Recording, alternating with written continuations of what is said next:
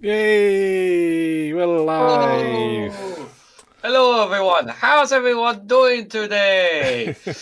Are we all having positive lifestyle choices? I hope so. I try to make positive lifestyle choices every day. Yes. But we're going to talk about a certain someone's lifestyle choices and her choice of words later on today. Welcome everyone to the Snowflake Show, Season 3, Episode 12. I am your co-host, Reganelite, alongside... I'm Lee Corn. You sure are, Mr. I am God. indeed. And over the next hour, guys, we're going to give you the latest news, views, and some positive and maybe even one or two funny stuff too. Lee, how are you doing? I've got a bit of a cold. I think is going round, and it's very cold in the loft today. Sorry, the studio. You say, well, you ain't even wearing a jumper. Are you I sure wear a t-shirt. I'm freezing. Well, you can tell I'm cold. I was actually recording some videos today, and one of them I was really, really bad. And I put the hat on, and all of a sudden I could record quite fine. So I'm going to wear the hat today because apparently it's helping me. So in case anyone was wondering. So yes, I might have a little something as well. Hopefully it won't affect any of the content I have between going forward, but cross fingers, I'll be all right. All hail the orb, of course. So the orb compels you guys to hit the like button and share across social media. It really does help. But while you guys are doing that, who have we got in the chat today, Lee? We got quite a few friendly faces, I believe. We have. We've got Reganelite series always here. Ruth Guthrie's here. She said she'll be able to tune in. Hopefully, Ruth. Due Vengeance is here. I'm watching a Jammy Dodger video while I wait. Good evening, all. Oh, that's interesting. Was it how they make Jammy Dodgers? It was just Jammy Dodger, just a picture of a Jammy Dodger there. Or was it somebody eating them? I don't know. Or maybe he's just watching a picture of a Jammy Dodger on the TV. Yeah, that's what I mean, yeah. 2 hours long, 3 hours long. Due Vengeance. Hugh Zebediah Thomas is here. Good evening, all. Hi, Hugh. João Moreiros is here from Portugal. Hello, Ruth. Everybody. Saying hello. Number 3 is here. Hello, people. Hi, number 3. 91 Leeds here. Hello, Regan, Lee, and the crew. Hello. Hi, 91 Leeds. And yeah, I think that's everybody so far. Hugh's here as well. Hi, both and all. He says Alistair Keir has just popped in as well. Hi, Alistair. And also, just a friendly reminder: Hugh and number 3 have their own YouTube channels, so feel free to go and check them out as well, guys. So it's been a quiet week, hasn't it? Nothing happening. Lee? Nothing. Another lifestyle of a week, hasn't it? Yeah. Some bloke with a hat on a stick was on telly the other day, yesterday. Oh, was he? Some bloke with a big sword. Not Penny Mordaunt, though. I don't know if he was ready to stand up and fight. I did see someone with a sword, but it wasn't Penny Mordaunt, so I can't stand up and fight. Yeah, if it's not Penny. I don't know. Maybe he was going to stand up and fight. I don't know, but I didn't see any fighting going on. Oh, okay. Sword wise or otherwise. Yeah. What about you? Find anything interesting this week? No, nothing happening at all. Oh, okay. No, nothing at all, guys. Duke says Jammy Dodger is a trans YouTuber who does very good videos on the subject. Is that very good videos on the subject of Jammy Dodgers or trans? I need to know because, Jammy Dodgers. Yeah. Penny Big Sword from Mordor, says Zhao. Oh, it's from Mordor. Okay, so she's doing it for Sauron. Okay, that makes more sense then. Life Choice Leaky Sue. Yeah. We'll come back to Leaky Sue soon. She'll stand up and fight for the Dark Lord. The Dark Lord, yeah. Shall we dive into the news then, Lee? Yeah. Let's dive into the news.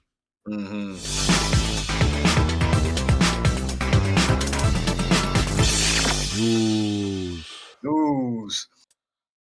And everyone's favourite man, Boris Johnson. He's just can't get rid of him. He's like one of those turds you just can't flush. It's the turd you can't flush, guys. I know how much you can't get that down, but no matter how hard you try, you just can't get rid of it. Yeah. And the best part is, guys, he has yet to turn, and yet he still hasn't had his COVID inquiry yet. So the best is yet to come from Boris Johnson. So this is from the Independent, guys. Boris Johnson was told to sack Matt Hancock to save lives and protect the NHS. The COVID inquiry was told. The inquiry also heard 2 of the most senior civil servants during the pandemic said working with Boris Johnson's brutal and useless team was like taming wild animals.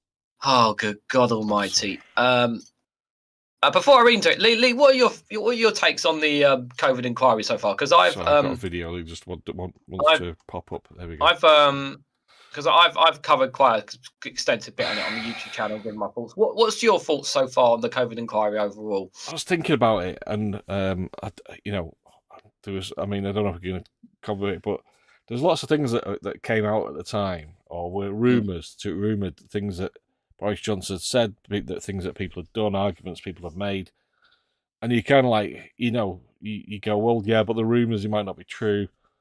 But now from this, they're all coming out as actually true, but I don't think they hit as hard when you find out the truth, because you just know that they were true. When you think about it, they don't, that Boris Johnson would have said, I'd rather let the bodies pile high than have another lockdown. These are, and that he wanted to inject himself with COVID on live TV. I mean, they sound ridiculous things, but they actually happen now. Now we find out they definitely did happen, or according to the people who've given witness statements now, assuming that they are not lying, and that it'd be quite a weird thing to lie about. But under oath to say those things, you kind of think, well, they probably are true, because these aren't usually, not all of them are politicians, they're civil servants. So I think it's just to point out that not everyone went under oath. Some did, but not everyone in the COVID inquiry. I think that's just important to stress. I will just say as well, as just as a quick plug-in for those as well. If you're not subscribed to Open Democracy's YouTube channel, because they have the best clips of the COVID inquiry for each day. If you don't want to sit and watch the 5 hours of it, which understandably nobody wants to sit and watch 5 hours on it, unless it's, of course, grilling Matt Hancock or Boris Johnson, then that would be interesting. But if you just want to see some clips of some of the most important bits of the day of the COVID inquiry, check out Open Democracy's YouTube channel. They get some of the most interesting parts from the COVID inquiry for each day that it happens. So I would recommend them, guys. But I also have them plugged on the Discord server under the threads COVID-19 as well. So you could always check it out from our Discord community as well. Just for that. I'll read a bit into it. So Britain's top civil servant Boris Johnson was told to sack Matt Hancock as Health Secretary to save lives and protect the NHS, the COVID inquiry has heard. Former Cabinet Secretary Mark Sedwell said he made the suggestion as a joke in a WhatsApp message to the then number 10 Permanent Secretary Simon Case, confirming the exchange on Wednesday. Oh, is that the same Simon Case who's still not well, Lee? Oh, poor guy. I don't know. He's still ill, poor guy. Lord Sedwell said he will be using gallows humour, but confirmed he had a conversation with Mr. Johnson about the need to get rid of Mr. Hancock, who was seen by many officials through the pandemic as dishonest. In the witness statement, Mr. Johnson denied that he received advice from Lord Sidwell to sack Mr. Hancock, but Lord Sidwell said Mr. Johnson would have been under no illusion as to my view on the then Health Secretary's position. On another day of shocking revelations at the inquiry. So they've got a couple of bullet points here. So two of the most senior civil servants during the pandemic said working with Mr. Johnson's brutal and useless team was like taming wild animals. Lord Sedwell became the latest official to express serious concerns about Hancock's candour amid his handling of the pandemic. It heard an emergency Cobra meeting was delayed earlier in the pandemic because of concerns Matt Hancock was trying to make a splash.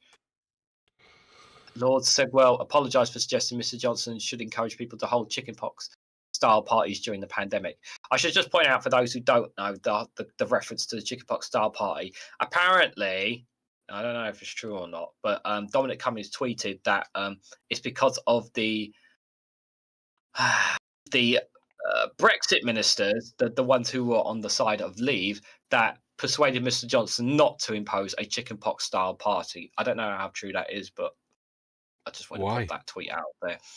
I don't know. He's just trying to get credit for the Leave people. Yeah. Go on, carry on. Are you going to read more or? I'll read a little bit more. The latest revelations are a further blow to Matt Hancock, who has previously come under fire at the COVID probe from top officials accusing him of dishonesty. Last week, Helen McEnara, one of Britain's most senior civil servants in the pandemic, said Mr. Hancock was regularly telling people things that they later discovered were not true, and that number 10 had a lack of confidence in what was happening. What was actually happening. He was described by Downing Street's former chief of staff Dominic Cummings as a proven liar, a problem leader, and a CUNT. Next Tuesday. Yeah. And on Wednesday, Lord Segwell said Mr. Hancock was a lack of conduct and was clearly damaging. I don't know about you, but I think Matt Hancock was probably not a very good health secretary, Lee. Doesn't come across that way, does it? Doesn't come across as though he's well liked or anything. No, I don't think he's got a lot of friends here in this COVID inquiry so far. I think, I mean, one of the things as well is that has come out of it is that I noticed at the time, but it's more clear now after the evidence that people have been giving in this inquiry, is that Matt Hancock seemed to, he set himself the target of, what was it, like 100,000 tests a day or 1 million tests a day? Can't remember what it was. And he set that himself. Nobody imposed him. Nobody forced him to set that target. He set it himself. And then he basically, was it funds or was it resources? He basically funneled resources into it that could have been used for other purposes, I think, I can't remember what it was. But there was like the thing about he delayed tests for certain people because it would have meant he wouldn't hit his target, or it'd make it harder for him to hit his target. And it's like, well, this guy is literally just trying to make himself look good. Was in the middle of a pandemic. He wasn't taking it seriously. He was just trying to make himself look good in front in the public's eyes and in front of cabinet, or maybe to Boris Johnson. I don't know, but rather than actually worrying about what the issue, trying to tackle the issues, he was playing at being health secretary.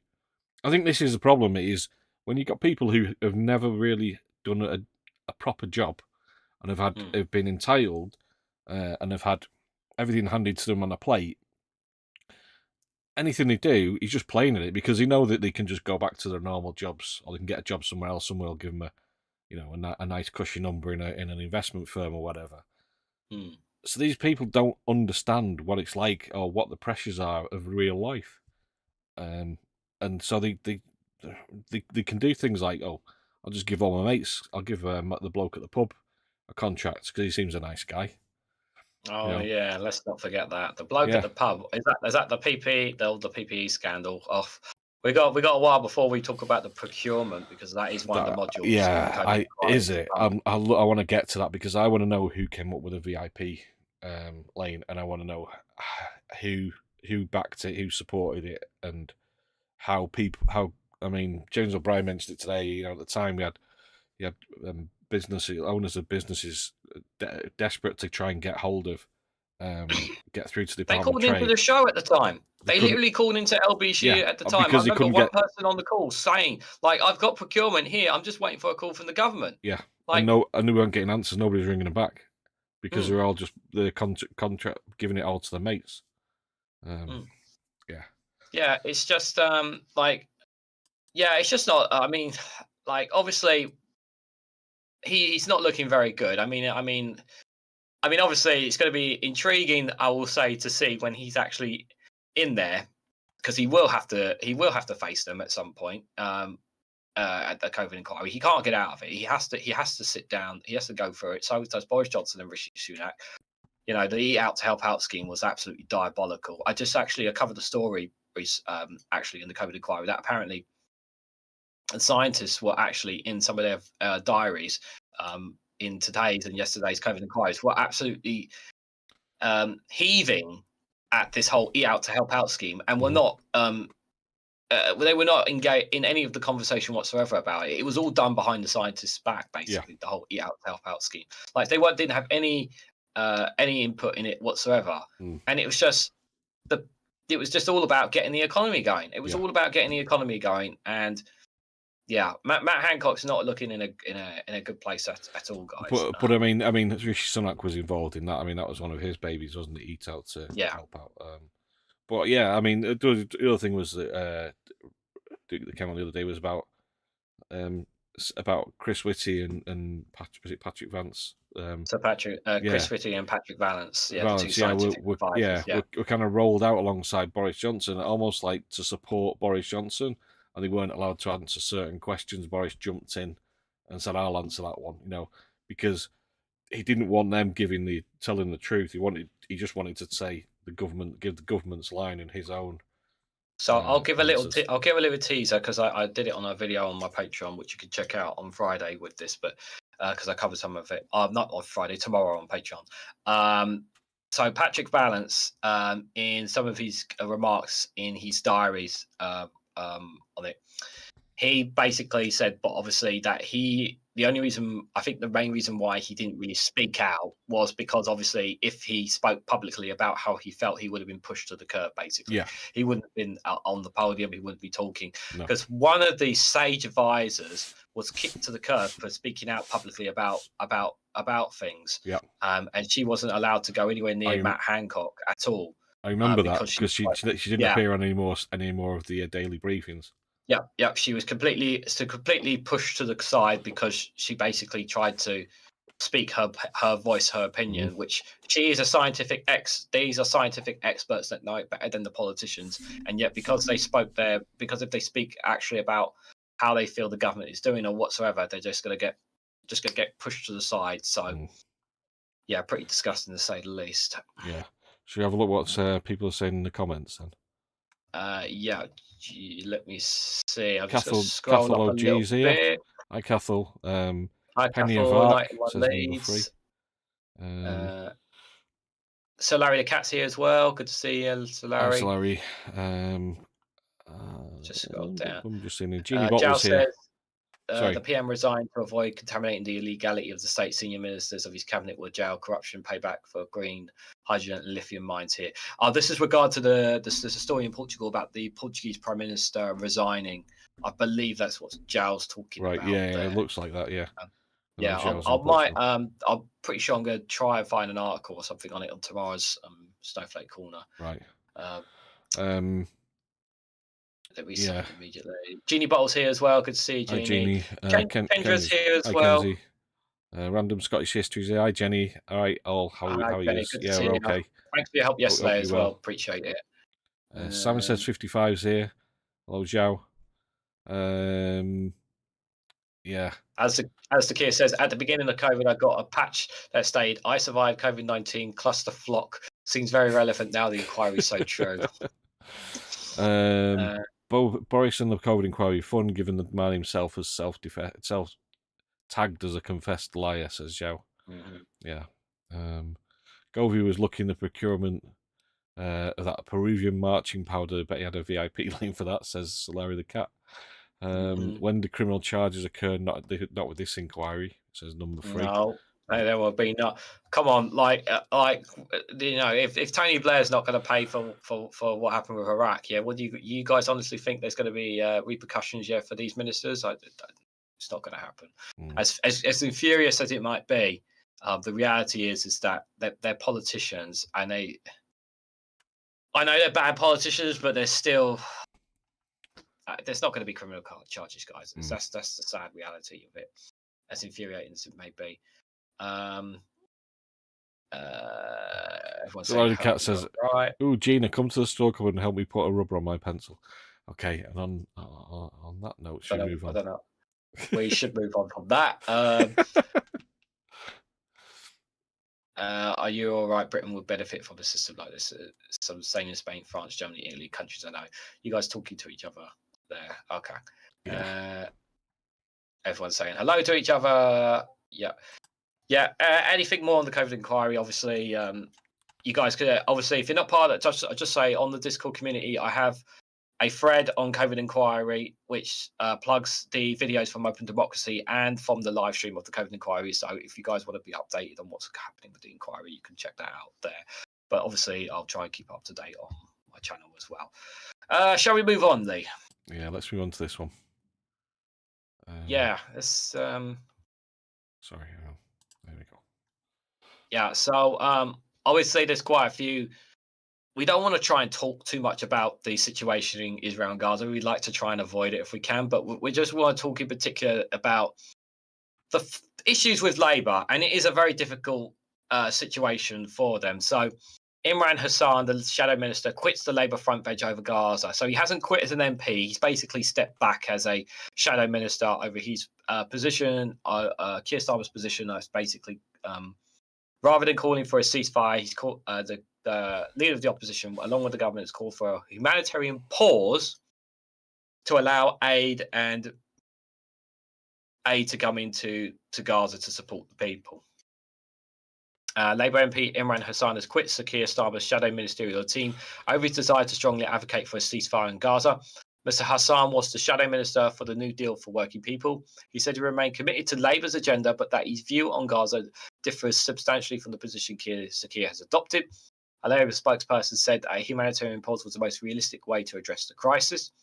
Sir Keir had argued that a ceasefire would allow Hamas to carry out future attacks, and the only credible approach was to call for a humanitarian pause that would allow aid into Gaza. Speaking to the BBC, Labour Shadow Education Secretary Bridget Phillipson backed her leader's position, arguing that a ceasefire would freeze the conflict in time.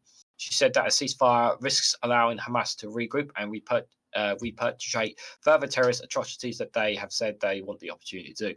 The former Shadow Chancellor John McDonnell said the majority of the Labour Party now support a ceasefire. I'll just point out, I'll point out as well that Jeremy Corbyn was talking on Politics Joe.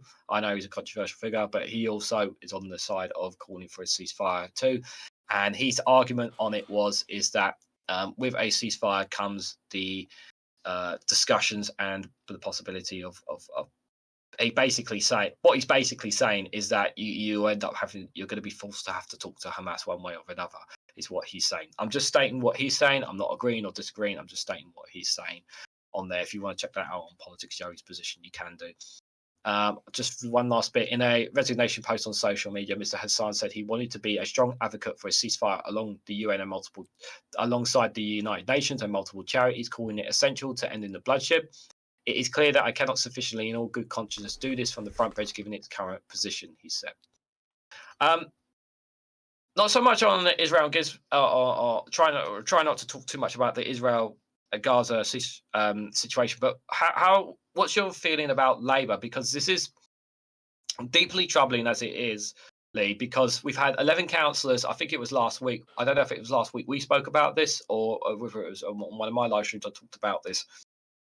But it seems like there's a real lot of discontent in Labour right now with how Keir Starmer is taking the approach to the situation in Gaza when it comes to asking for a humanitarian pause as opposed to asking for a ceasefire. I don't know.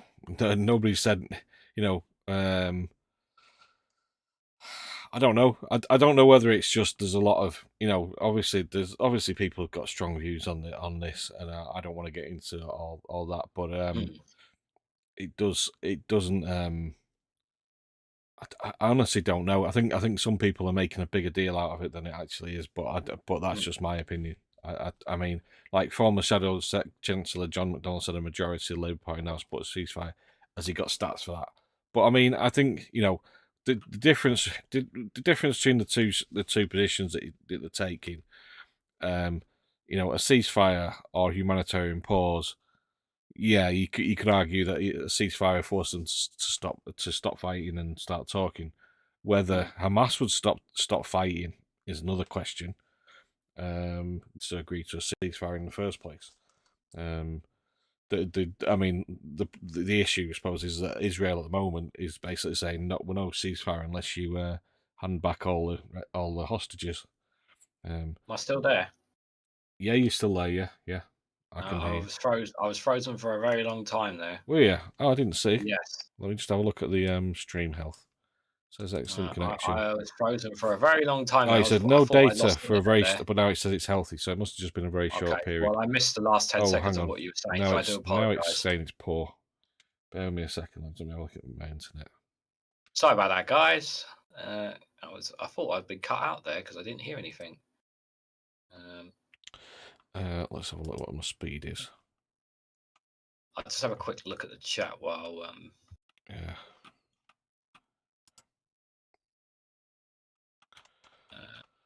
It looks okay.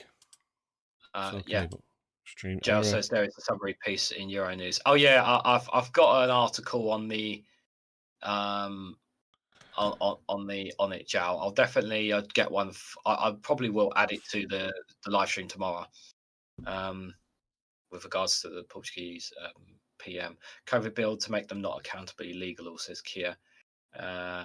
Jal says, sorry, Reganelite, for talking about something else. Back to the stream. That's all right, Jal. It's all good, man. It's all right. Right. Alistair Keir says, so how many have left the Labour Party now? In councillors, I don't know. I don't know if there's been more added to the number, but it's a tough place for Sir Keir Starmer because there's no easy answer on that one, is there? No, there isn't an easy whatever answer. you say.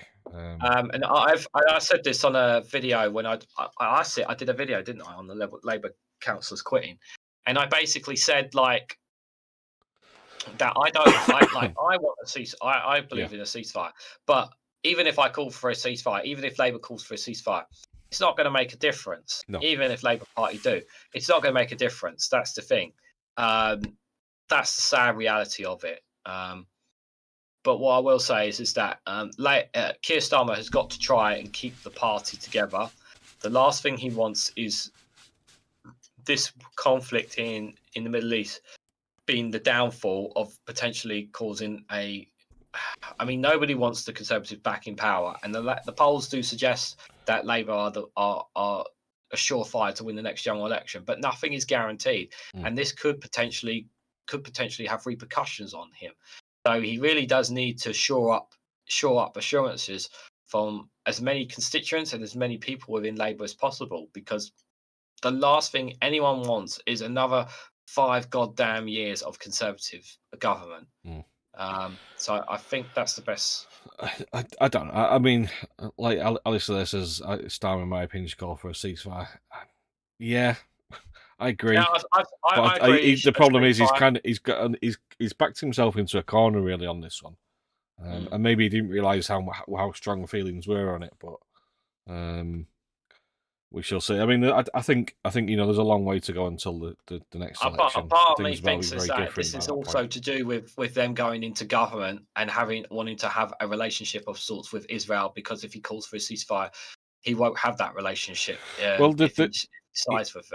Yeah, but I mean, like Anthony Blinken came out today and said, because Israel, was it Netanyahu or somebody on the Israeli side? Yeah, I've got that story. Yeah, said we're going to. The Israelis said they were going to maintain, they're going to keep control of Gaza after. Yeah, Netanyahu said that he's going to take control of the Gaza Strip, or so the security or whatever. And Anthony Blinken said, no, you can't. It's not going to be like that. Basically, once whatever happens. If America says that, yeah, you're gonna listen to America, because they're the ones who have the most influence, I would say, out of anyone in the world when it comes to this situation. Yeah. Yeah, I mean, one of the other things is not many people are talking about is one of the hostages who was released early on, one of the women, she said they were kept in tunnels. Now, Israel, the IDF, is going after the tunnels, so there's a good chance they could actually be even killing their own hostages, their own people in those tunnels. If they're going through, they reckon they destroyed about 400 tunnels so far. I've done now 3 stories with regards to Israel and Gaza exclusively on Rumble. So if you want to listen to, there's a really heartbreaking story I shared about a man, and if you want to know the full story, you can watch it exclusively on Rumble, where he basically was given phone calls from what potentially was Israeli military. Don't know how they had his number or whatever, but he was a dentist out there, and he was basically being told what to do, how to get people out of their certain neighborhoods before they bombed the city blocks that in the areas that he was in.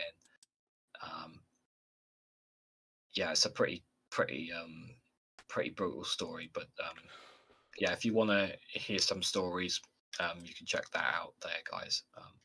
But yeah, let's move on. I mean, we'll obviously talk a little bit bad, but let's move on to the other story, which is going to affect this weekend, Lee. Do you want to talk this one, or do you want me to keep talking? Why are you feeling it? No, I can carry on. I'll let you read this one, because to be honest, I haven't been over this one. I haven't really. Okay. So this is from Sky News, guys. It's the headline: "Is disrespectful pro-Palestine march will go ahead on Amnesty Day," the Prime Minister has said. So the Prime Minister met with the Chief of the Metropolitan Police for a crisis meeting this afternoon, and he vowed to hold him accountable for the Commissioner's decision to greenlight the demonstration on November the 11th. Rishi Sunak has described the planned pro-Palestinian march on London on Armistice Day as disrespectful, but it's accepted the protest will go ahead. The Prime Minister met the Chief of Metropolitan Police, and he vowed to hold him accountable for his decision on the green light. So Mark has resisted calls to try and block a march taking place, and said that after looking at intelligence, the legal threshold for the ban has not been met. So just want to just state that the reason why he's not blocked the march is from a legal point of view in terms of the letter of the law when it comes to protests. So that's one of the key reasons why Sir Mark has not called for blockage. I will just say as well, I don't know, I'll just read a little bit more because there's a key point I want to make as well. In the statement, the Prime Minister said Saturday's planned protest is not just disrespectful, but offends the heartfelt gratitude to the memories of those who gave so much that we may live in freedom and peace today. But part of the freedom is the right to peacefully protest, and the test of the freedom of whether our commitment to it can survive the discomfort and frustrations of those who seek to use it. Even if we disagree with them, we'll meet our test and remain true to our principles. He added, it's welcome that the police have confirmed that the march will be away from the Scimitar. So it's a key point there. Just want to make that clear. It's not going to be at the Scimitar, and it will ensure that the timing does not conflict with any remembrance events. There remains the risk of those who seek to divide society using this weekend as a platform to do so. This is what I discussed with the Metropolitan Police Commissioner in our meeting. So, and just to be clear, so first of all, the planned pro-Palestine protest in London will not be going near the Scimitar from the line of where they're actually going to be protesting. So that's a first point to make clear. Now, that doesn't mean there's going to be people who are going to try and pretend that they are pro-Palestine supporters and attempt to smear the protest by approaching or getting near the Scimitar for the attempts to do something stupid. There's also been reports, believe it or not, of the English Defence League apparently are going to go down there on Saturday to try and defend it. I'll believe that when I'll see it. So I don't know about that story. But here's the other thing as well, what I fear that may happen as well. So Lee, you remember when we were the build up towards the King's coronation, right? So everything was all in place for the anti-monarchists to protest, right? Do you remember that? Right? They had everything. Everything was all in agreement with the police and everything. Everything was all hunky dory. Okay, this is where we're going to protest. All this kind of stuff. And then on the day, what happened, Lee? Do you remember what happened? Was it? Did they go round? Well, they just changed their mind, didn't they? Did they arrest them? The police literally on the spot, just turned up. Different police officers took their phones, took their stuff and placards, and basically just took them away from protesting completely. That's what I fear might happen on Saturday. I mean, there was before this was videos of people being arrested. I mean, before that, different sort of climate protesters being arrested as they went to get in a van outside the house. They hadn't even set off to any protest. Didn't have anything, blank placards, and it was they had placards there, but they were like being arrested before they'd even done anything. Just at the thought of doing it. So. My fear is that on early Saturday morning, those who turn up early to start getting things set up, they're going to be targeted and arrested by police. That's my fear. Well, I mean, there is another concern is that the far right ends up being a battle between the far right and the pro-Palestine people. That is a concern. That is a big concern. So Larry the Cat, Alistair says it was never going near the cenotaph in the first place. Yeah, that's true. So Larry the Cat says it's just Tory dog whistling to the right wing nut jobs to go and cause aggro. To me, has already Tommy has already called up his knuckle jaggers to protect the cenotaph. Yeah. Is that the guy that Max Robespierre did a video on? There was some British guy abroad. What are we called abroad? Not immigrants. Expats. That's it. A British expat apparently, or tourist or whatever. And he basically saying, he sounded like he was trying to big up the weekend or something, and it was just like, But yeah, Talk TV and GB News are going to have a field day on Saturday. That's for sure. 91 Leeds says far-right groups from football hooligans, so-called migrant hunters, are seeking to mobilise supporters to turn up in central London on Armistice Day to oppose a pro-Palestine march. Sounds grim. Someone joked that West Ham fans, Millwall fans, will unite in defending the centre. Wait for it. Dobby, Braverman, and Tommy doing PR photos together. Yeah. Yeah, I was really saying he think Max. Hugh says think Max posted a clip of an EDL fella earlier. Yeah, he's on holiday. A call to arms type of vid. Videos. Yeah, he's done a video on it. Yeah. But Genie Bot says, at least do not forget those who died. Let us learn not to do it again. So build monuments to remind them of peace, but do not peacefully protest wars. The wealthy get rich from wars. Yeah. Yeah, well, I did a video today. I don't know if you saw it, Lee, on pro-Palestinian protests around poppy appeal stands. Have been taken. Around poppy appeal stands. So they poppy go. Appeal. Sorry, appeal, the poppy appeals tables and that. Yeah, there was apparently one poppy. You can watch the video on the channel, guys. I really recommend going out of your way to watch it because it really is quite shocking. Because these are all volunteers, obviously. You have to remember they're not paid to doing this, because they're doing this for the Royal British Legion. So someone in Edinburgh, I believe it is, Alistair Keir, you probably might know, up in Scotland. Basically, he got assaulted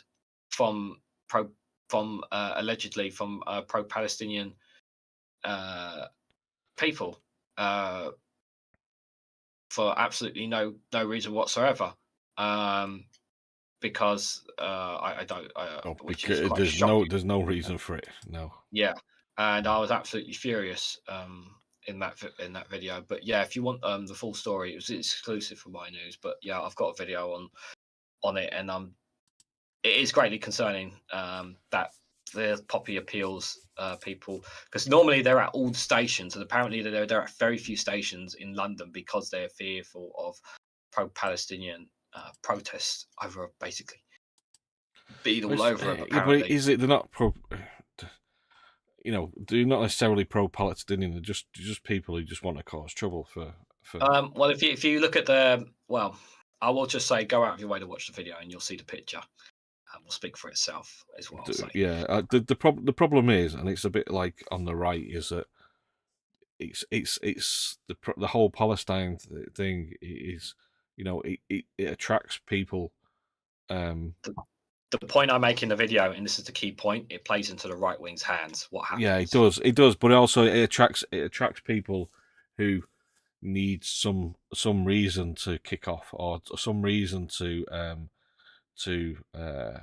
I don't know. They're just they're looking for a cause, and this is a cause that they can get behind. And sometimes and they're not necessarily even interested in the cause really. They just want to it's something they can start aggro for. They can protest about just for whatever reason. But anyway. Right, we move on from the subject now because I'm. Yeah, I'll just say Keir's seen the video attack. Yeah, okay. Right. And Jal just says, "Isn't the poppy to remind of the dead in the war over there in the UK?" Yes, the red poppy is for that. Yes. Colin Thompson is here. Greetings from New York. Good to see you, Colin. Good to see you, buddy. Did I say hello to you, Simon? I didn't see you there. Simon says 55. And Casper is also here as well. If we didn't say hello to you guys, hope you guys all.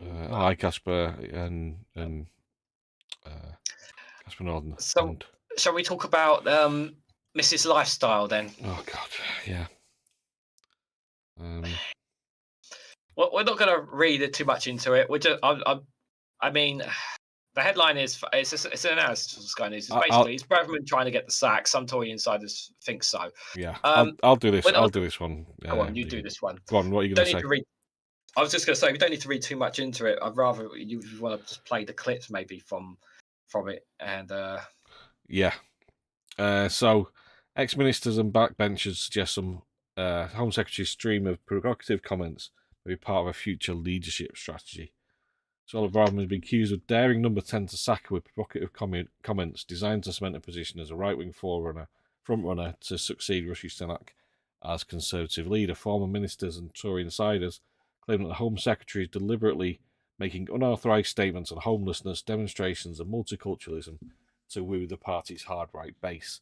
Prime Minister has refused to endorse Braverman's claims that rough sleeping is sometimes a lifestyle choice, and the flagship criminal justice bill has been delayed amid resistance from some cabinet ministers over measures to stop tents being given to homeless people. Ministers also refused to repeat Braverman's description of pro-Palestinian demonstrations as hate marches. Colleagues suspect Braverman has calculated that she has little to lose by making hard-hitting statements that appeal to the party membership. One former minister told The Guardian, "It's as if she wants to be fired so she can get on with a leadership bid. She is tied to the government for too long, she'll have to carry some of the blame for Rishi's failure, and few people think he will win a general election outright." The former Tory frontbencher said Braverman's decision to make statements that have not been signed off by Number 10 shows that Sunak is weak. She's employing a self-preservation strategy which is not going down well inside the parliamentary party outside of the 40 or so MPs who might support her. On Monday, Colin Bloom, the former director of the Conservative Christian Fellowship, said Braverman was goading Sunak into sacking her. It is not just that it is the comments about people sleeping in tents. I think she's goading Number 10 into getting rid of her because she wants to launch her leadership campaign. Sunak last month refused to repeat Braverman's claims that hurricane of migrants was coming to the UK and the country faced an invasion, and previously refused to repeat a statement that multiculturalism was a misguided dogma that allowed people to live parallel lives. However, Braverman is closely linked to Sunak through the Stop the Boats and the court battle. That's due mid-December, about moving people to Rwanda. I will just add as well, guys, if you haven't seen the video already, there's a video from James O'Brien on LBC about him talking about the origins of Suella Braverman. Have you seen that one, Lee? A recent one is that? It was a couple of episodes ago, but I'll put it on Discord. I'll send you the link here to it. But basically, he talks about the basically, I can't remember the person's name, but the man behind basically molding Suella Braverman into the person she is today, pretty much. And this is the key thing, guys. It's important to remember that nobody is born a racist. Nobody is born to be the kind of people that they are. They are taught that, and she's been taught, she's been molded into the person she is today by nasty, narcissist, misogynistic, hatred people, and somehow she has ended up with a huge amount of power in her hands, and she is taking advantage of every opportunity she can to gain more power. And the thing is that whether Sunak is screwed, whatever he does, whether he sacks her or not, he knows that, because if he sacks her, she will continue. She will launch her bid. If she doesn't sack her, she will continue to be an aggregate pain in the party. And he knows he's toast. But my fear is that the Conservatives are going to go even further right wing under her leadership. And the fear, my general concern is could she, as vile as it could be, Lee, could people be crazy enough to vote for this vile woman as a prime minister? I think people will vote for her, but whether there'd be enough, I mean, the so much can happen have to move in 5 right. Years after a general election. If things don't go well for Labour, if the economy doesn't turn around, and they don't get any movement on, trying to improve the infrastructure and the NHS and all these different things, then there's possibly. Because I look at Trump as a prime example of this, and guys, we really should be scared of this. We really, really should, because you remember, we all laughed and joked about Trump and his bid for president, and what happened? The guy ended up having power. Now, obviously, Suella Braverman doesn't have the popularity and the charisma of Trump. But even look at someone like Marine Le Pen in France, who's, and she's nothing but she's really apparently a nasty piece of work as well. And she's getting closer and closer to power in France as well. So we should be greatly concerned about someone like Suella Braverman, because there will be people out there, and she will have the backing of the right-wing media and the newspapers, and the likes of GB News and Talk TV will get behind her to get her in power, because that will be what they will try to do, because they will do anything to get rid of Labour and the the left wing side of things. So I think we really should be greatly concerned until she's completely out of politics. We should be generally concerned about this because I mean, at least Liz Truss has lost tanked her credibility, but Suella Braverman is still in power. Not within the Conservative Party though. She's quite popular, Liz Truss, still apparently. I mean, there's more people at her speech at the Conservative Party at the conference than there were for a lot of ministers. So, yeah. I don't know. I mean, the one of the things they said on this was that there's only about 20, 40 people in the parliamentary party who support Braverman for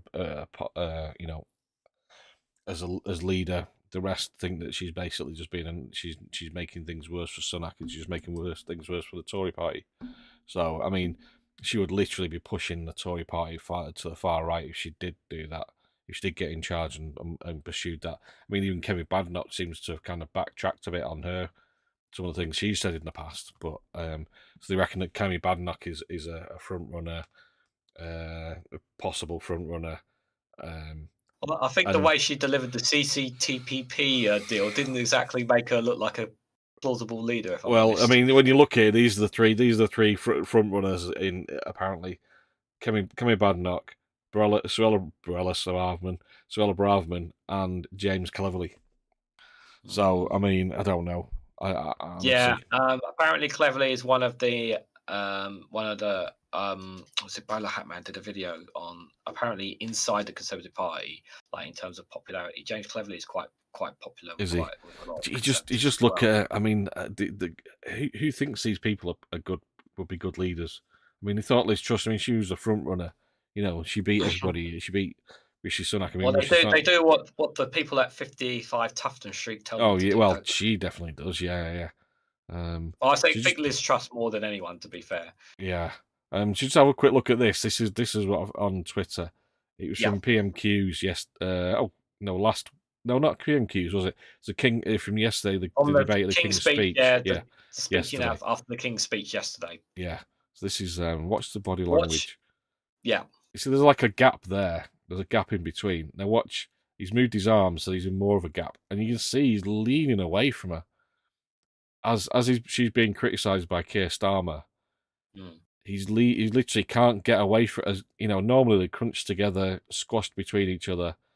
Even Jeremy Hunt's left a little bit of a gap there on her left. But yeah, he's definitely doesn't want to be seen to be too close to her. Definitely. Yeah. There was one point there where he had his head down. Great body analysis from Phil from a different bias on this as well. He really was rattled, and he can't stand sitting next to her. He really can't, and you can just look at her face. She's absolutely loving all of this. Well, sorry, go on. Nothing. I was just to say, Rishi knows he's absolutely helpless here. Yeah. And normally you can put on a face or something, to show or laugh it off or whatever. He instead he just feels it's gotten to him. This has gotten to him. What Keir Starmer says in it was absolutely brilliant. He really nailed him to the wall, shall we say, in this. It was interesting because she didn't even look at the front bench of Labour while through most of these things. She was looking off to the right over towards the SNP. I don't think she was. She just didn't want to see it. But I mean, she was getting evil looks from Rachel Reeves, and I don't know who the other. There was another front bencher on the other side of Keir Starmer. It just like laser focus on her, but. Says 55 says it's getting really hard to comment and not violate YouTube's comment guidelines. Xiao says the existence of Suella reminds us all that sometimes abortions are needed. Oh, harsh. I'm not going there. Do you think her main concern is keeping her MP seat? Otherwise, she'd be going nowhere, says Hugh. Yeah, I mean, maybe. I mean, this is the thing. She wants to be leader of the Conservative Party. There's not going to be much left of it by the time if she does. No, Judy, no. We don't want her having a show on GB News. Don't be so silly. Good God Almighty! Stop! Don't give her ideas now. Please don't. Xiao says, and she was born anyway. Oh my word. It's horrendous. Guys, that's we're gonna have to edit this out. Yeah, Jeannie may be coming soon after a general election if she loses. Oh, sorry, Alistair. Yeah. Reform UK for her then, says 91 Leeds. I think well, if it doesn't turn out, maybe, but where is her constituency? Well, got to be a safe Tory seat wherever she is. I'm not sure. Well, I mean, they reckon if you've got 20,000... it only takes a quick Google to do that. Maybe the UK needs a written consultation so your rights are protected from people like Suella, says Colin. Yeah, we do need we do need something. Yeah, that's for sure. 91 Leeds says, she's always nodding her head, drives me up the wall. Yes, that is just like... Especially when Sunak's saying something, she's always nodding. And Hugh says, and to think Thatcher only stole kids over 6 day milk. Yeah. Thatcher the milk snatcher. James Domry, says Duke. Okay. So Simon, there's a list of words to avoid in YouTube comments, apparently, says Q. Bagging off, blabbermouth, and not so cleverly. What a delightful choice, says Hilarity. That's not a pretty couple, says Jal. No, that is not a pretty couple, no. So her constituency is... He's leaning into the G sniffer Dowden, who doesn't look too chuffed. No, he's not very chuffed about it. It is getting tense between them. She's the MP for Fareham. Where is she? Sorry? Fareham. Sounds very Tory. Right. So we need to get the word out to the people of Fareham. We need to basically jump on over majority is. So 91 Lisa, she's always nodding her head, which drives me up the wall. Yeah, I know. Oh, she's got a majority of 26,000. Even with a massive swing, that's unlikely to move. No, that's not going to move in the general election. That was a 73% turnout. Maybe we should let someone else speak for us about Suella Braverman. Do you think Shall so? we? Well, I think where am I now? I've lost my video. One or two people mentioned a certain man's name in the chat as well. Yeah. Yeah. Casper Northern says Jonathan Pye did a video earlier. Did he? Did he? Yeah. Did he now? Should we have a listen to it, Lee? That's interesting. It's almost as if we're getting it ready for you guys right now. Just getting us all pressing the buttons together. The Home Secretary is proposing new laws to restrict the use of tents by homeless people, arguing that many of them see it as a lifestyle choice. Christ. It won't be long until she's banning the big issue for being an extremist publication. To me, a lifestyle choice is a Marks & Spencer's king-size duvet set. It's Starbucks or Costa. Reading a newspaper whilst taking a shit, yes or no. Those are lifestyle choices. When asked, as a child, what do you want to be when you grow up? No one has ever said, I want to live in a tent in a big scary city and spend my days and nights cold, hungry and terrified whilst begging for small change. The majority of people sleeping rough have serious mental health issues, including, obviously, addiction. They're ill! They might make the place look a bit untidy, but they also deserve our help. And with one flick of a witch's tit, Braverman just washed her hands of any responsibility. Vicious, ignorant nonsense.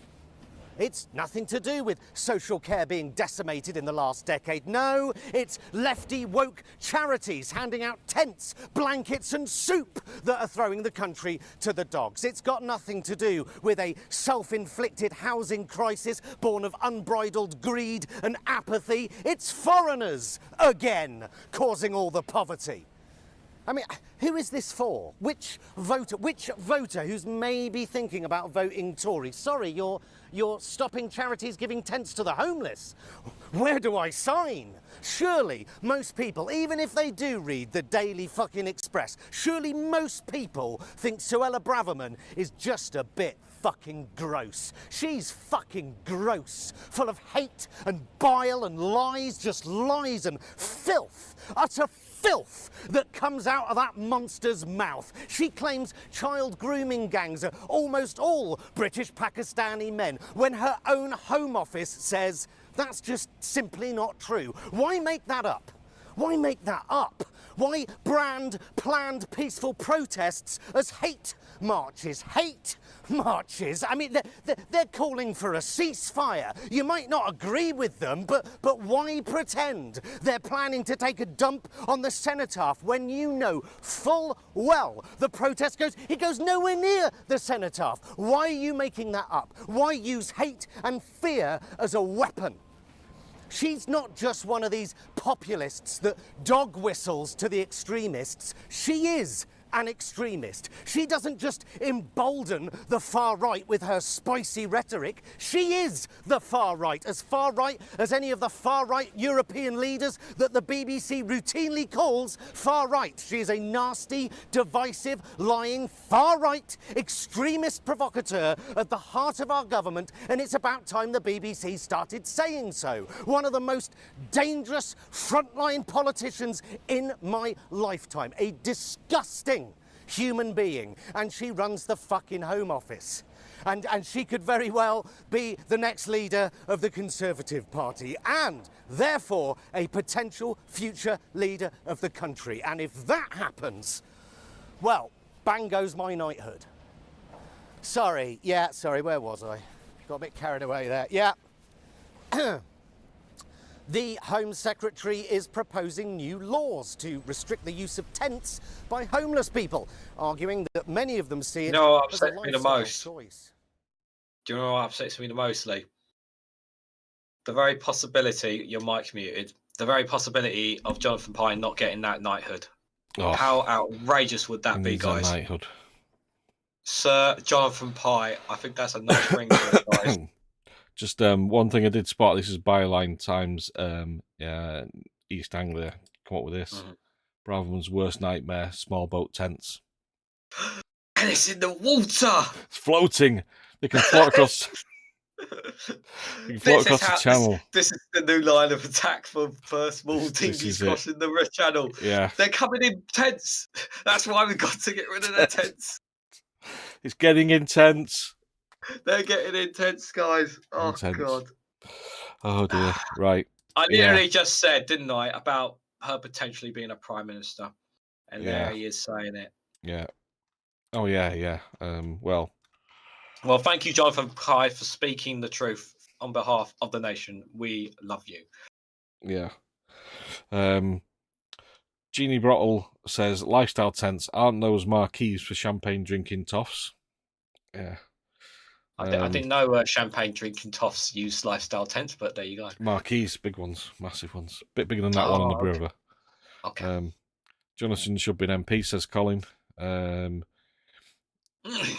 Oh, good God. You don't want him as an MP. He wouldn't be able to do that job. Yeah, a lot of people liking Jonathan Pye. Yeah, rightly so. Hugh says, fair and perfect Lib Dem target, or is it Farnham? It's 26,000, and even Lib Dems are in third after Labour, so it's 26,000. And the thing is, if it was a by-election, it'd be a different story. But because it's a general election, the Labour's target is obviously trying to win as many seats as possible. And this is not a targeted seat that they're going to invest into. There's only so much they can invest into, and they're not going to invest into it. It's like, Bedfordshire. It's going to go back. It's going to swing back to the Conservatives because they would need to have the exact same campaign as they had in the by-election. They're not going to be able to do that. A lot of Conservatives sat at home. It's going to swing back to Conservatives. It's not going to happen, guys. As much as we want to see her go. Yeah, I mean, based on the by-election results, you're talking 20,000 is still within grasp of Labour. 20,000 Tory majority, which is considered normally a safe seat. But 26 is really pushing it, and that's based on a by-election, like you say. In a general election, it's probably not going to be as easy as that. Should we move on? Because I just realised it's nearly 10 o'clock. Here it is, 10 o'clock. Oh, sugar! Let's dive straight into the. You wanted to? I'll just talk a little bit. I'll read a bit of it and then we'll talk about it. So the European Commission has recommended opening the EU membership talks with Ukraine. It's been a while since we talked about Ukraine, guys, but looks like the membership talks may start happening. So, top European Union official recommended on Wednesday that Ukraine be invited to begin membership talks as soon as it meets final conditions, taking Kiev a step closer to a major strategic goal, even as it struggles to repel Russia's invasion. The Commission recommends that the EU Council opens accession negotiations with Ukraine, said the Brussels-based European Commission. It adds that talks should formally be launched once Kiev satisfied remains conditions related to stepping up the fight against corruption, adopting a law on lobbying in line with EU standards, and strengthening national minority safeguards. We recommend that it's an important milestone on Kiev's road to Western integration and geopolitical gambit for the EU, as Ukraine has been fighting against a large-scale Russian invasion since February 2022. Another historical step for the civilians of UAMD. I can't say that word. Regarding their EU aspirations. Is it Moldova? So it's Ukraine, Moldova, Georgia, and BA. Not sure. What's We've that other adopted our country? 2023 enlargement package recommended to open negotiations with Bulgaria. Ukraine and Moldova to grant candidate status to Georgia and to open accession negotiations with Bosnia. There we go. Bosnia and Herzegovina. That's it, I think, as well. So those talks are getting a bit closer, aren't they?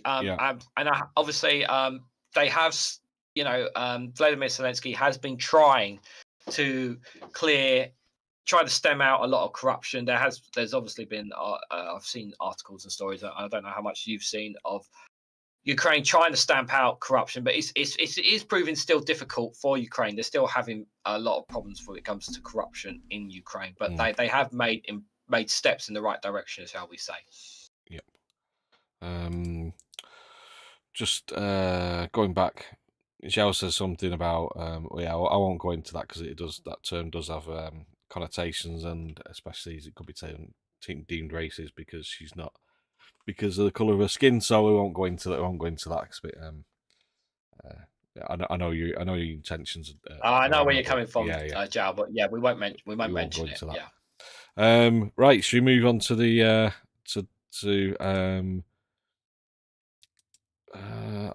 what do you want to do next then? We've got I was going to suggest just playing that video, the good news story.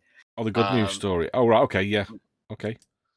And then we can just finish off with it's not got music in it, you said. With some funny bits, yeah. Yeah, I just got to find it. We'll skip the R&T story.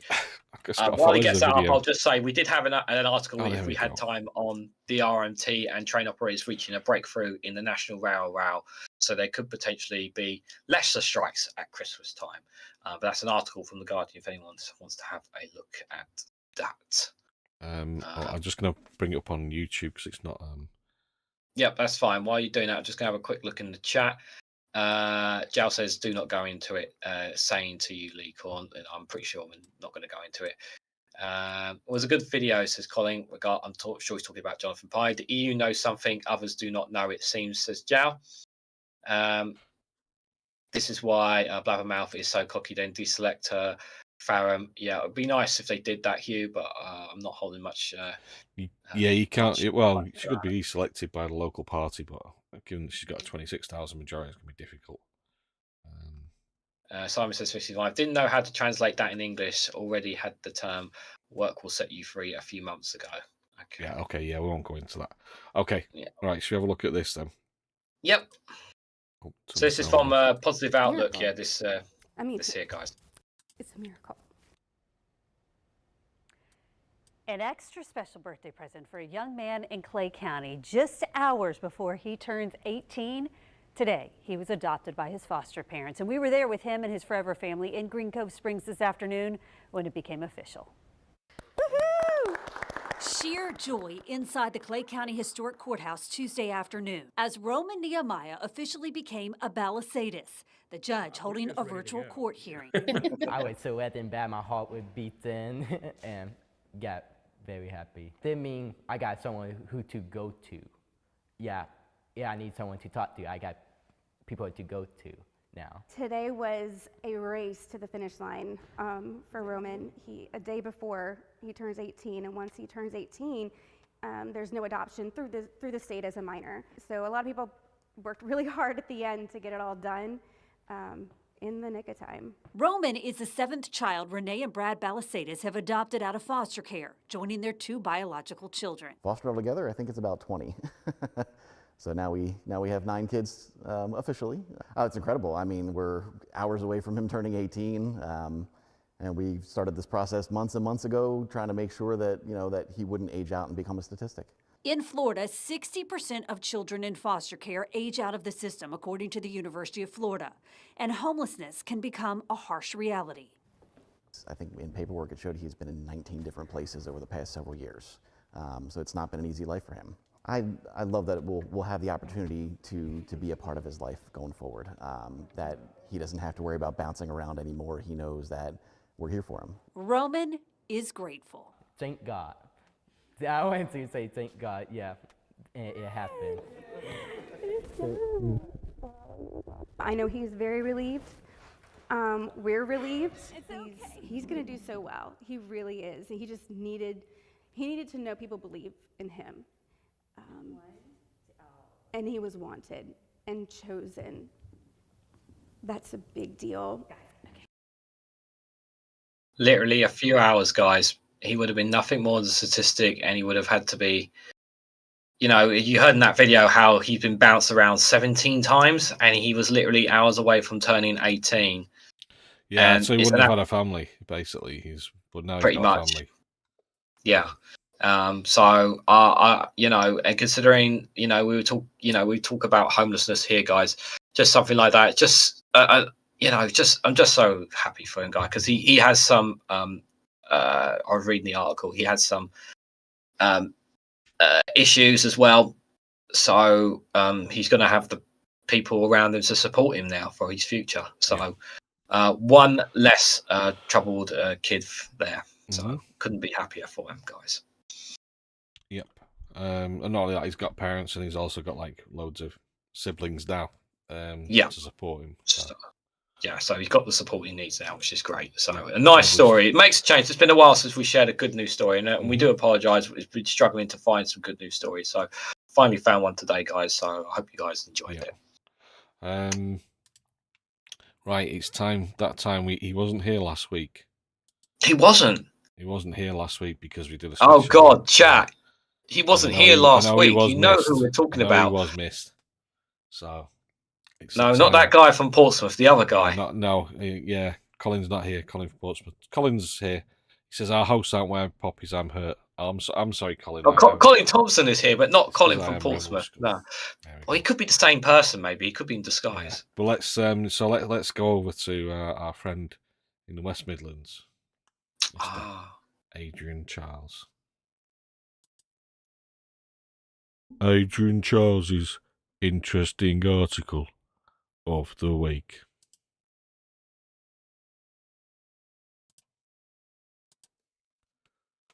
Why are young people all growing mullets? I've been inspired by a much better hairstyle. For Chris Waddle, the 18th century dandy Beau Nash should be this season's style icon. Look at that. That's amazing. That was Adrian Charles's interesting article of the week.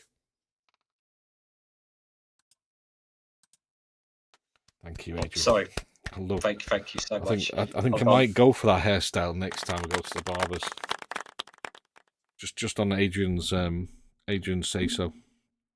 Give some love for Adrian Charles in the chat, guys. Very, very for our good friend Adrian Charles. He was not here last week. Says João Moreiros. Yeah, there is that possibility. There is that possibility. Are you talking about me? Says Duke. No. Sorry, Duke, no. I know you are in the Midlands, but no. Sorry, the cat says, Adrian. Oh, sorry, Duke. We weren't talking about you, I'm afraid. I'm so Duke's sorry. Upset about that. He says, shut up, Charles. Mullets, the plague of the 80s, says João Moreiros. Yes. Dear. Yeah, glad I shave these days, says João. Colin Thompson said it took Adrian a whole documentary to realise he was an alcoholic. Yeah. Love to our Adrian, says Larry the cat. Yeah. Yeah. He's been missed. You can tell he's been missed. He's had a week off and he's been missed. Yeah. Yeah, he should be taking weeks off, guys. Is there any other? There's not anything else, is there? You got? No, that's it. It? The only thing about it. Just double checking. It did get note mentioned in the chat, so we won't go over the article. But RMT and train operators have reached a breakthrough in the national rail row. So, union draft memo with companies spelling members on new offer to backdate pay rises and give more job guarantees. So that's good news. Yeah. Hopefully So that's all obviously, sorted. they may things may change, but obviously, but yeah. We'll read that in the article if you in the Guardian if you guys want to see that. So, guys, we have reached the end of the show. We've gone overtime, not too much over the overtime, but just want to say a massive thank you to everybody in the chat who's come here tonight. Greatly appreciate it. Even whether it is you guys just talking in the chat or just viewing from your screens, we greatly appreciate it. But if you can, before you go, guys, because we do have one more funny video for you guys on our way out. Can you hit the like button? It'd be greatly appreciated. And if you can, share this video across social media, guys. It really does help the YouTube algorithm if you share it across other social media platforms. It really, really does. And did you know, if you hit that bell notification icon, you'll be notified of when we go live as well, which is normally every Wednesday, 9 p.m. And we're getting close to Christmas, aren't we, Lee? So we might have to do another Christmas special, won't we? Christmas jumpers? I definitely Christmas need a jumper jumpers, in here. buddy. It's bloody freezing. Yeah. Yeah, we're gonna need Christmas jumpers and Christmas hats, and we know how much you guys in the chat loved our Christmas jumpers and Christmas hats. I might have to get a new one just for you guys. Yeah, I'll have to get my own selection out. Yeah. So also, guys, as well as we mentioned a few times as well, if you're not a member, you can join our Discord community, which is completely free, called the Snowflake server. The link is for that. It's in the description. And I'm just going to copy and paste that in the chat for you guys as I speak. So on there, obviously, we have lots of news and articles. And I mentioned, obviously, we're covering the COVID-19 inquiry, one of the threads there, as well as lots of news. And we do games nights every Saturday night as well. And this Sunday is music night. I didn't do it last Sunday. I know Ben Shaw was unhappy that I didn't do it last Sunday, but other circumstances got in the way. But I will do it this Sunday. So we have lots of other activities and stuff going on in there, as well as plugging lots of other fantastic YouTubers on there as well. So you're free to join us on the community there. Also, I have my own YouTube channel. If you haven't already subscribed, that Reganelite link is in the description as well. I'm pretty sure the vast majority of you are subscribers there. But if you're not, come hang out in there. I will be live streaming tomorrow with the Snowflakes Corner as well. So I'll be looking at some of the round news going on in the four corners of the globe. So you can come check me out and hang out with me tomorrow night on the Snowflake Corner there. Duke says Snowflake server is not a designated safe space. Just to be legal. Let's get legal on this. Yeah, definitely. I'm going to absolutely advocately deny what he is saying. It's a perfectly legitimate safe space. Just like many other Discord servers. So no, I'm not advocating that at all whatsoever. Christmas stockings, says Larry the Cat. I'm not showing you my Christmas stockings. Definitely not wearing them. I missed the game. Also, if you ain't a subscriber, please subscribe. It really does help the channel. But yeah, definitely please subscribe. Sorry, I jumped in there, but I missed games night this week. I was too tired. So apologies. We didn't do too many games nights. I think a lot of people were tired anyway. But hopefully, most people will turn up this Saturday. Yeah. And if you haven't done games night, come and join us. It's completely free. We play Jackspot games, which you don't need to download anything onto your devices or anything like that. It's very easy it's very easy, guys, to do, and it's lots of fun. Yes, come hang out with us. Don't be shy. Join us on a Saturday night if you've got nothing else planned. You're more than welcome to come join us for the games nights, guys. And we don't talk politics. We're just having fun. Yeah, there's no politics. Sometimes we do. Usually the answers to the questions are usually politically or not. We'll try and make fun of like the likes of Boris Johnson and whatnot. In try and get Boris Johnson games just to have a laugh and all that kind of stuff. Yeah, because that's what you need. But yeah, feel free to come and join us if you guys want to do that. Right. I think that's it. Right. Thanks for coming, everybody. We have something on the way out. But we will. If we don't see you in the chat, are we doing the after show chat again? I will be in the after chat if anyone wants to come and say hello. I don't know if Lee's going to, but I'll be there. I might be there for a little bit. Right. Yeah. And then if you don't see him there, we'll see you either on games night, or music night, or next week, next Wednesday for the exciting episode of the Snowflake Show. Yeah, thanks for watching, guys. Take care and look after yourselves as always. Yeah, take care. All right, we'll leave you with this. Look, all we're saying is that we can't be spending money and effort on asylum seekers and aid abroad when we have so many problems in our own country. It stands to reason. Well, yes, absolutely. In our own country, there are 270,000 homeless people, 2,400 of which sleep rough on any given night, 4.3 million children in poverty, not to mention the state of the rivers, which are filled with sewage. Off. I'm sorry? Just off. I don't mean problems like those. Honestly, grow up with your sick-form politics. It's pathetic. Thank you, Minister. Thank you.